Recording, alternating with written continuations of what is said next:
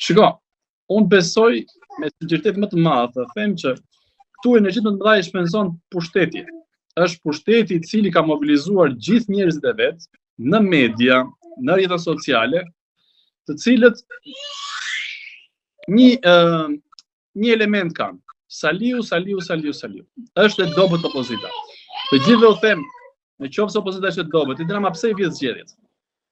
Pra nëse Partia Demokratike nuk ka një program, nuk është alternative besueshme, dhe po themi mua vetë si person, nuk më duan. Ky pse i vjedh zgjedhjet? Pse i manipulon zgjedhjet? Edi Rama ka bllokuar TikTokun në fushat. Edi Rama përdori DeepSeek-un, dhe unë kam vërtetuar vetë një video të Edi Ramës, të cilën Rama nuk donte që ajo të merrte vëmendje, të ecte algoritmi i saj, ma ka bllokuar me DeepSeek. E kam hedhur ditën që ka lindur vajza, dhe mbaj mend shumë mirë.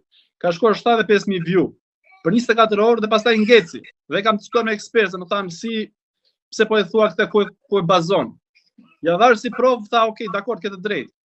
Të njëjtën video e kam hedhur mbas zgjedhjeve, ka shkuar 270.000 view. Pra ky pse përdor DeepSeek-un? Për të penguar opozitën të shkojë tek njerëzit. Bllokoi TikTokun që mesazhi, sepse me TikTokun nuk e përmend kot, po partitë e djathta, duke dhënë mesazhe të shkurtra, mesazhe emocionale, ai të shkonin tek rinia. Sepse algoritmi i TikTokut nuk manipulohet, vetëm duke bllokuar. Pra i bllokoi komunikimin, me media ka bllokuar. Në media nuk dilte askush nga pushteti për dalë përballë opozitës, për diskutuar dhe për të parë njerëzit a ka alternativë, çfarë do të zgjedhim. Por në media dilte opozita opozitës ose gazetar, por nuk dilte pushteti.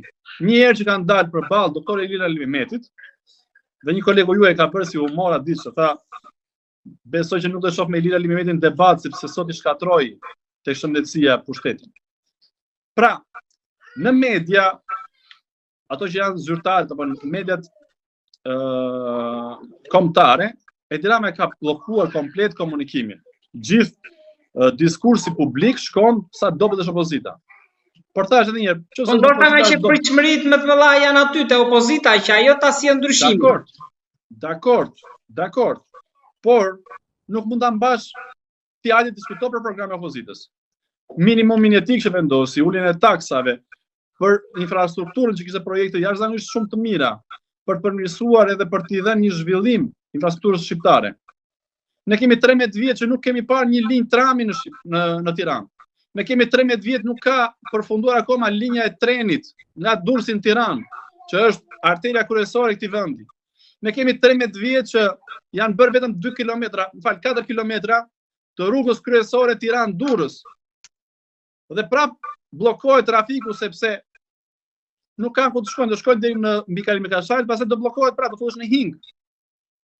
Pra, shikojmë rruga qafë plotë që u shën prap dije kur ishte. Gjithë investimet janë vetëm korrupsion.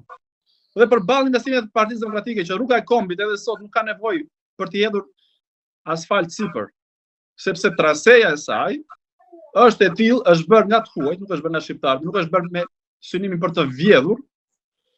Sot është funksionale. Një pjesë, një segment i vogël është ende i papërfunduar, sepse nuk e përfundoi PD-ja, por 13 vite nuk e ka përfunduar as Edi Rama.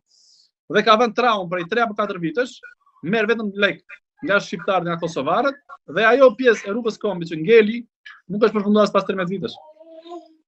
Rruga e Arbrit është problem te pjesa më të madhe të rrugës e bëri PD-ja, trasen e hapi PD-ja.